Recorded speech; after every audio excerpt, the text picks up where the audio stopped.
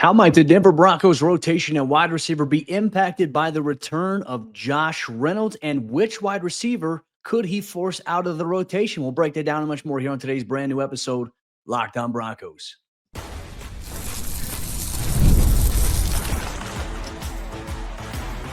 You are Locked On Broncos, your daily Denver Broncos podcast. Part of the Locked On Podcast Network, your team every day.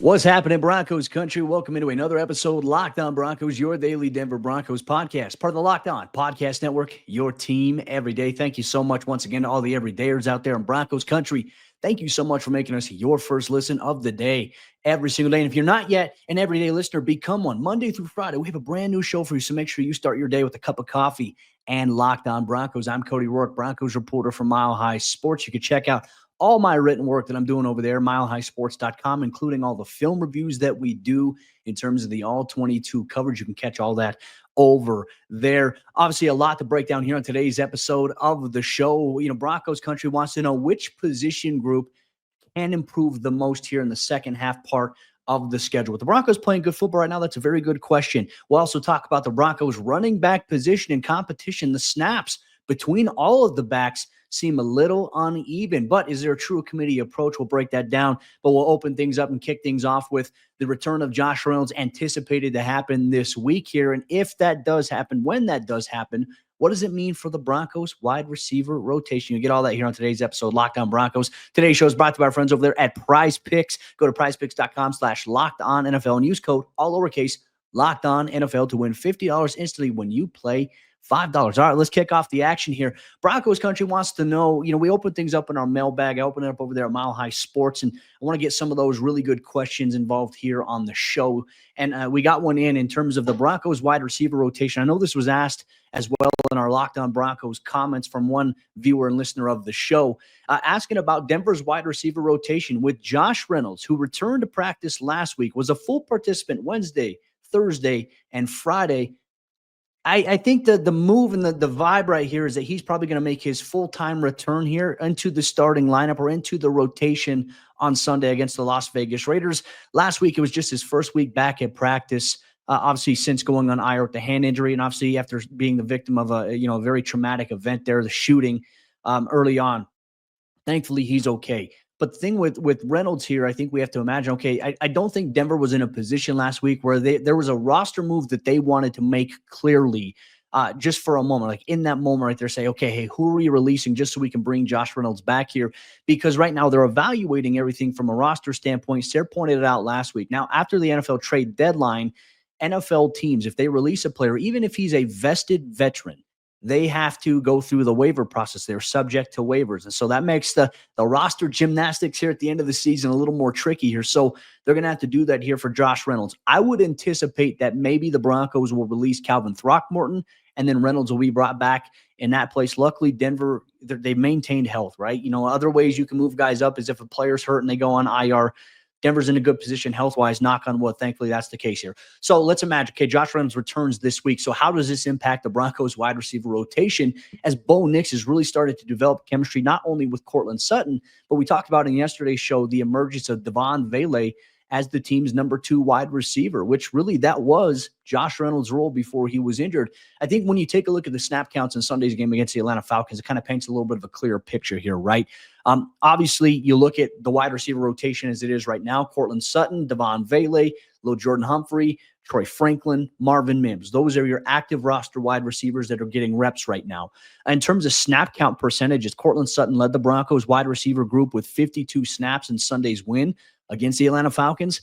The next closest guy, he came in at 42 snaps offensively, was Devaughn Vele. He had 42. And then after that, it is Lil'Jordan Humphrey and Troy Franklin, both receivers in that regard right there. Both of them had 27 total snaps in Sunday's win against, obviously, the Atlanta Falcons. And then Marvin Mims had 14. He's kind of playing that hybrid receiver, running back, joker role right now for Sean Payton. So he's not as heavily featured as these guys, but he's in the rotation here. So if you look at it from a long-term roster perspective, right, you want to obviously be good now, but you also want to build for the future. If you were Sean Payton, what is the process here? I think when Josh Reynolds returns, you don't take away Devaughn Vele from his increased role that he certainly had, because he's come up big for Bo Nix. And obviously, Bo's developed that chemistry with him.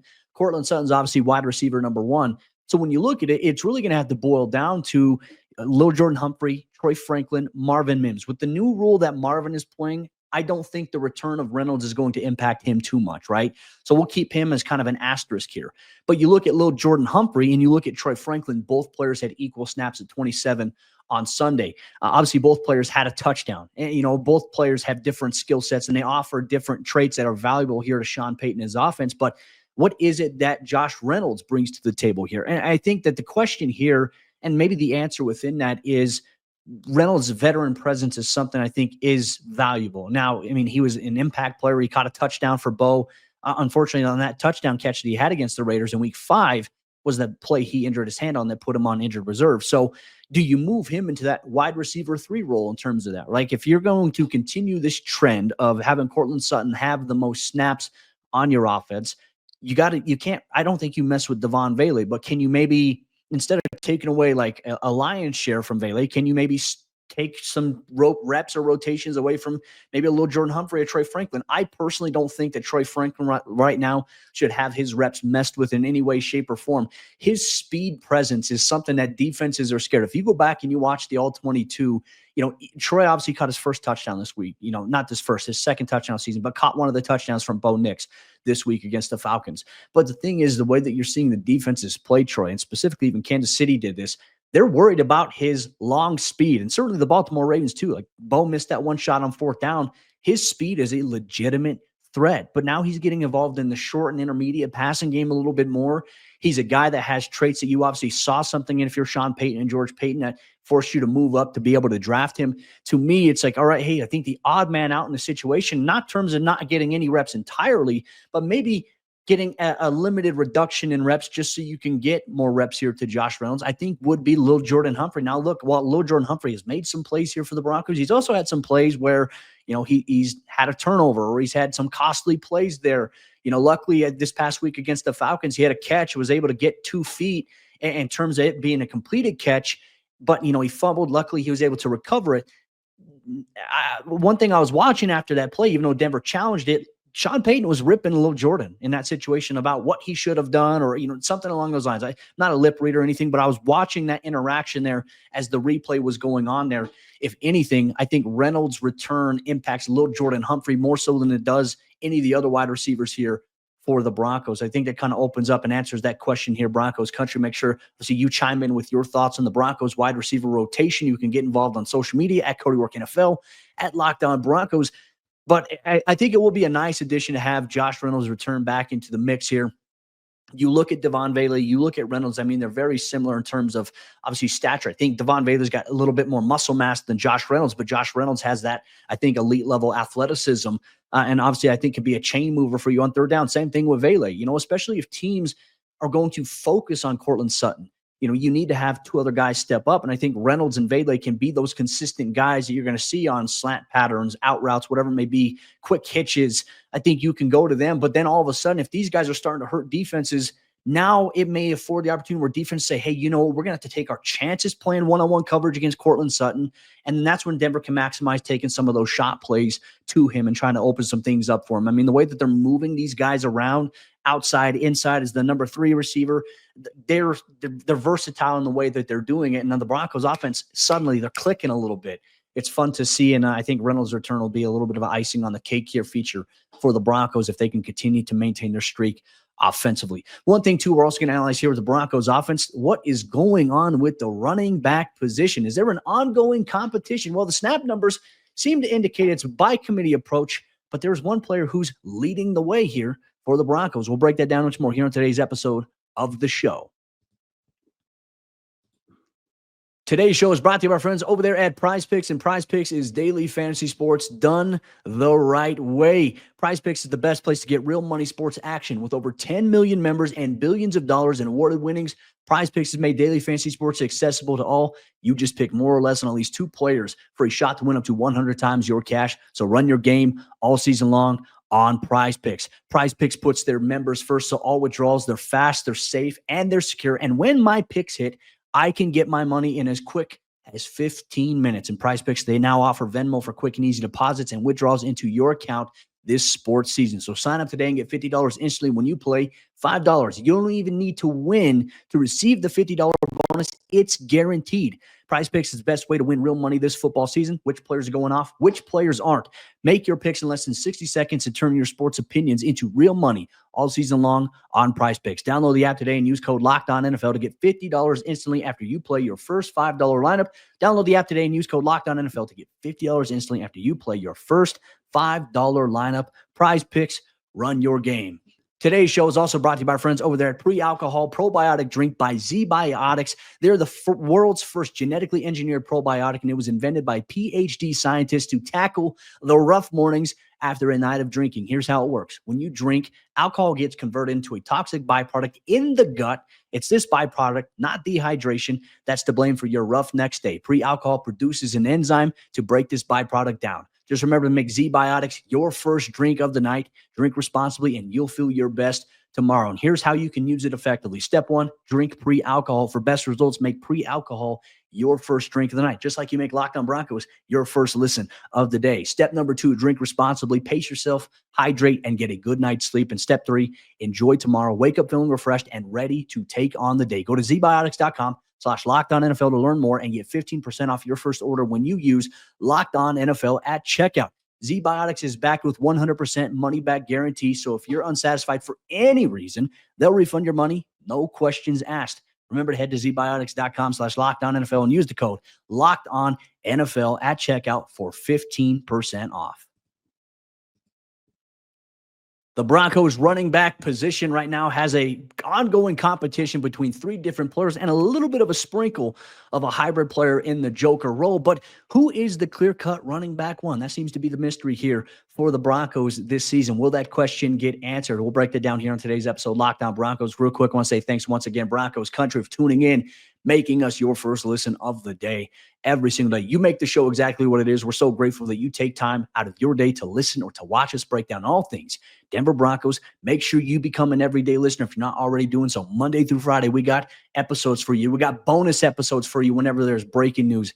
This is the place to be when you want the best objective Broncos news, content, coverage, and more. What's going on with the Broncos running back competition here, folks? This is a question that Broncos Country had sent in on our mailbag over there at Mile High Sports, and I felt like it'd be a good talking point here today as the Denver Broncos are building up for their matchup on Sunday against the Las Vegas Raiders. You know, in the Kansas City Chiefs game, I think we all had the general vibe here that, hey, look at Audric Estime. He's breaking off chunk run after chunk run. He's a hard guy to bring down. Okay, maybe he's going to open up the game against the Atlanta Falcons as the primary ball carrier. And we even talked to offensive coordinator Joe Lombardi throughout the week, and he said, hey, like, we're going to ride it with the hot hand. It's interesting because it's like, okay, what the hot hand is perceivably different from what we're seeing on the field versus what we saw in terms of a week-to-week basis. And what I mean by that is Javonte Williams got the first touch in Sunday's game against the Falcons, which was interesting because against Kansas City with Jaleel McLaughlin, who got the first touch. To be honest with you, there is no clear-cut running back one here for Denver. The snap totals are going to be a little misleading. We'll highlight that here in a minute. But it just seems like Denver is taking it on a game-by-game basis where it's like, hey, we're going to start the game with this player. We're going to see how they're doing in terms of running the football. Do we have momentum? How is the offense opening up here? And then I think they're just sticking with what's flowing in that game. And certainly I think that was the case this past week for Javonte Williams inside the Broncos offense. I mean, when you look at the snap totals here, Broncos Country, I got it pulled up right here. 32 total snaps on offense for Javonte Williams in this game. 9 carries for 59 yards. He was effective in that regard. You talk about getting involved in the pass game. He was obviously involved in that aspect as well. 9 total snaps for Jaleel McLaughlin. The change of pace, speed back there. 9 snaps total here for him in this game. Very interesting. And then you factor in Audric Estime. 14 carries. He had not 14 carries. He had 14 snaps.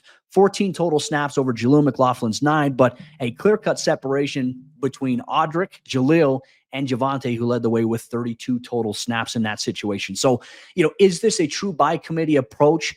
I feel like if it was a true by-committee approach, there would be a little bit more balance with the total number of snaps and carries. I know that, in certain situations, it's dependent on how is this player in pass protection, right? If it's a passing situation, is this player going to be involved in a route out of the backfield? Certainly the case. Obviously, Audric Estime got a little bit more run late in the second half there, obviously with Denver having a big lead, which is maybe why Jaleel McLaughlin's overall snaps weren't as high. Maybe they want to see a little bit more out of Estime in terms of that. But I think the one thing we have to look at here is Denver's running game doesn't have a true identity just yet. And I think that's really the biggest question that we have with this team going forward, especially as the offense has continued to evolve and get better.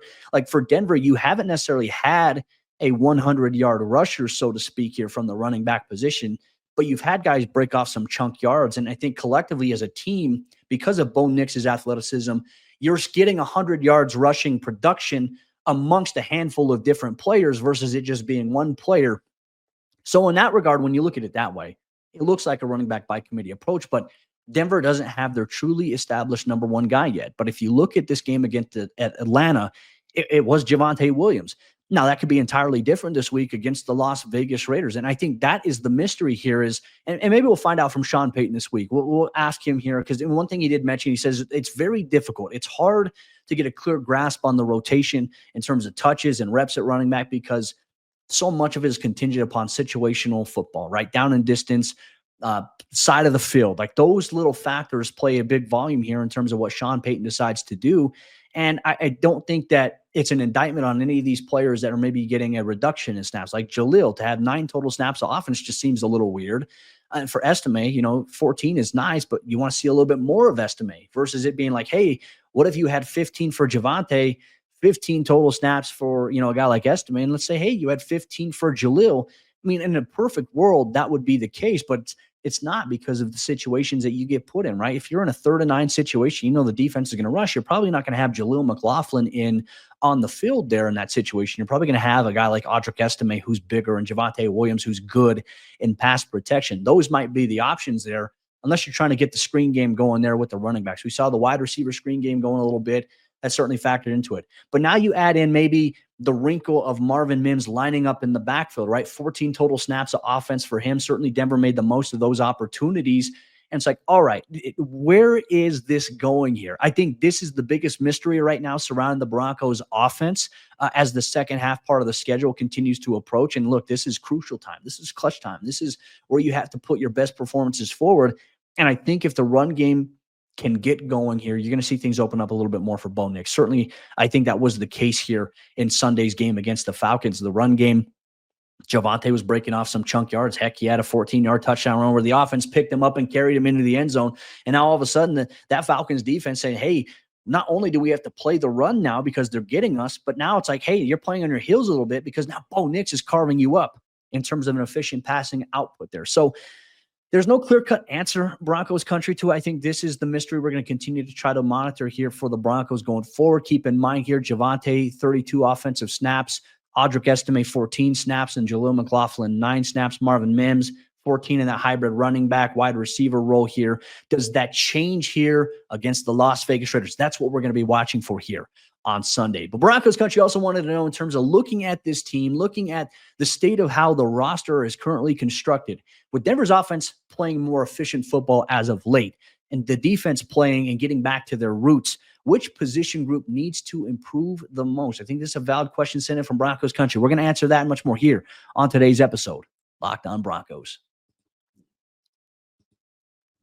Today's show is brought to you, our friends over there at Hillsdale College. And time is our most precious commodity. So don't waste it scrolling through the same mind-numbing content for hours and hours. How can you spend it wisely to improve yourself? I think being able to brush up on education is super important. And you know what? If you can get access to free courses that refresh maybe some of the stuff that you learned in school that maybe you've forgotten, why not take advantage of it? That's where Hillsdale College comes in handy. And our sponsor, Hillsdale College, they're offering more than 40 free. That's right, Free. That spells free online courses, including Constitution 101, Introduction to Free Market Economics, The Rise and Fall of the Roman Republic, and a handful of other courses inside of Hillsdale's platform there. And all of Hillsdale's courses, they're self-paced so that you can start whenever. You can tune in wherever you're at.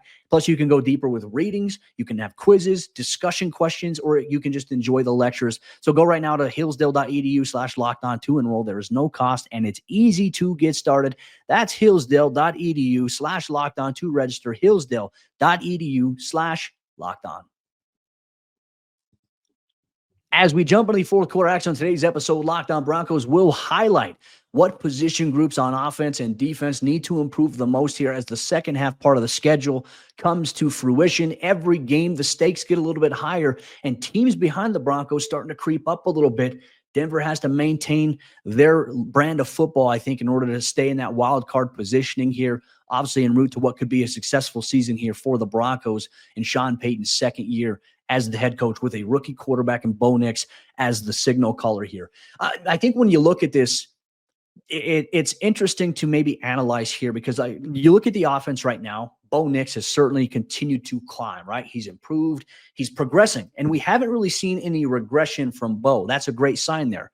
You look at the running back position, you're getting different contributions from all the guys we talked about in the previous segment. Now, while you want to see, I think, more consistency from the run game in general, that position group, I don't think is a problem for the Broncos right now. It's not they're not struggling in that department. They're getting good contributions from various people. Look at wide receiver. Courtland Sutton's obviously been the top guy here for Bo Nix the last handful of weeks. That's kind of balanced itself out. Devaughn Vele has emerged as the number 2 wide receiver. We talked about a little bit earlier in the show that how does the return of Josh Reynolds impact that rotation? Reynolds is going to come back into the mix there. And then you got young guys in Troy Franklin who possess a little bit of a threat to defenses because of his speed. And it's opening things up for other guys because of how defenses are playing when Troy is doing certain things and he's lined up in certain spots offensively for the Broncos. The offensive line, I feel like, is playing really good right now. And you look in terms of their pass protection, Bo Nix had nothing but time and a clean pocket on a consistent basis in Sunday's game against the Falcons. So where is the offensive side of the ball that probably needs to improve the most in the second half stretch? It's even tough for me to say tight end here because as of late, you had the national tight end breakout day by Adam Troutman, but you're getting Nate Adkins involved out of the backfield in that hybrid fullback tight end role. You've got Lucas Kroll, who's continuing to, I think, take steps forward. And Adam Troutman has been so steady and consistent. Like, if I had to pick one position to improve, by nature, it would be maybe tight end because, hey, like, you want that position to become a little bit more of a security blanket for Bo Nix. And certainly it's building that way, right? The signs and the trends are heading in that direction, but it's like you need to have that be the reality here. And I think you need a big game coming up here in these final 6 games. I think you need to see something big from Lucas Kroll in terms of explosive plays downfield. That's one thing I think we have to keep our eye on here. But that's just me nitpicking right now. Like, Broncos country, I don't know what position on the offense clearly needs to improve here in the second half, considering how the O-line is playing, considering how Bo is playing, the running back contributions you're getting, the wide receiver rotation, I think, is very solid right now. So for me, it's got to open it up to you. What are your thoughts? What position needs to improve the most on offense? But I think when you get to the defensive side of the ball, it's also an equal question. Like, I don't know where to go with this, right? Because, your secondary is playing well with Riley Moss, Jaquan McMillan, Pat Surtain. You got a different rotation right there because of injuries as of late. You had to have Devin Key filling for PJ Locke, for a couple of weeks there. Brandon Jones is playing really good football. Now you had Devin Key filling this past week for obviously Brandon Jones, who's dealing with the abdomen injury. I anticipate he'll be back into the mix this week. The safety position, I think, has been fine for the Broncos.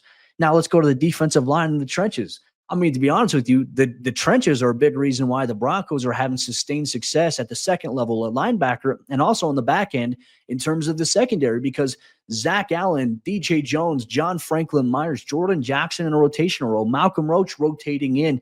These guys are causing havoc. Like, when one guy comes off the field and the other guy's filling in, there is not a drop off from John Franklin Myers to Jordan Jackson or, Malcolm Roach to DJ Jones. That line is playing stout football right now. And hats off to Jamar Cain for whatever changes he has made, because it is allowing the Broncos defense to pressure quarterbacks at an insane rate, to get after them, to create more opportunities on the outside for Nick Bonito, Jonathan Cooper, Jonah Ellis, Dondre Tillman.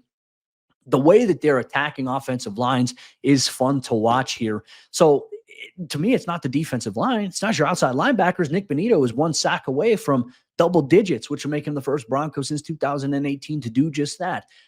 So is it the inside linebacker position? Well, you got Cody Barton playing really good football right now. And look, Justin Sternad as well. And the thing I'm trying to figure out here is, like, I don't think that there's a general weakness right now on the Broncos defense in terms of something like, hey, a team is going to watch film this week and they're going to look to target and exploit that. The Broncos don't have that clear identifier I think that opposing offenses can do, but there's maybe some areas they're going to try to attack. And I think a lot of it is, can they try to bite the Broncos when they're ultra aggressive?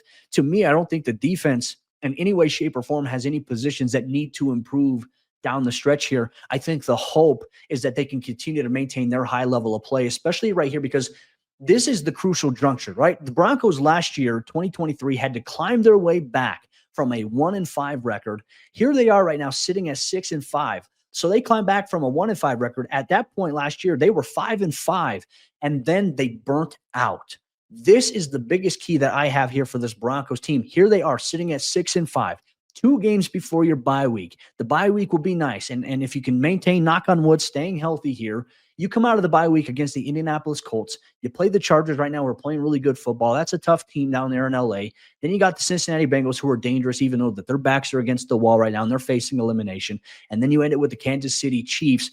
Denver is in a position right now to where they have to get through that breakthrough, that barrier, right? Because last year they hit a wall because they were too tired. The energy and the calories, as Sean Payton said, the calories burnt trying to get out of that deficit definitely took a toll on them at the end of the season. Here you are at 6-5, firmly in control of your destiny once again. Sean Payton has made the analogy that this team, the leadership on this team, is entirely different than it was last year.